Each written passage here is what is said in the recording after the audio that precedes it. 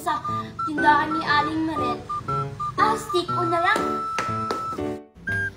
Tao po, Aling Maret, pabili po ng stick o. Stick o? Ilan? Dalawa lang po. Ha? Bakit dalawa lang? 2 piso lang po yung binigay ng mami ko, kaya 2 stick o lang yung bibilhin ko. Sige, wait lang kukunin ko lang. Sige po. Salamat po. Yung bayad mo? Wala pala akong bayad. Ano kayang bibilin ko sa tindahan? Nagugutom kasi ako. Stick o na lang. Tao po, Aling Maret. Ano yun, Joshua? Pabili nga po ng stick o. Stick o, ilan? Isa po. Joshua, pag nakita mo si Nicole, kunin mo yung bayad niya sa akin kasi hindi yung nagbayad. Hindi po ba nagbabayad si Nicole dito? Oo, tinakbuhan niya ako. Basta kunin mo yung pera, Sige, Aling Maret. Ay, Mercy, asan kaya si Nicole at saka si Joshua, no? Baka nandun sa bahay nila. Baka pinagbabawalan silang gumala ngayon. Siguro. Buti na lang talaga, pinayagan ako ni Mami na gumala dito.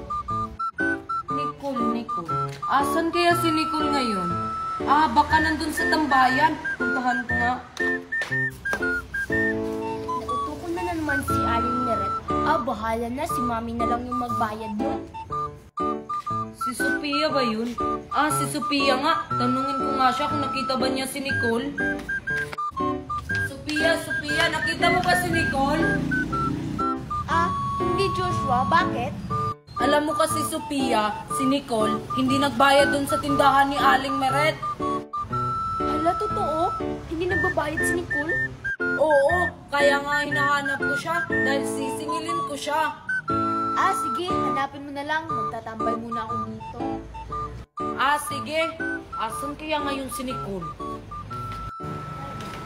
Ayun, si Queenie at saka si Mercy. Tanungin ko nga sila kung nakita ba nila si Nicole.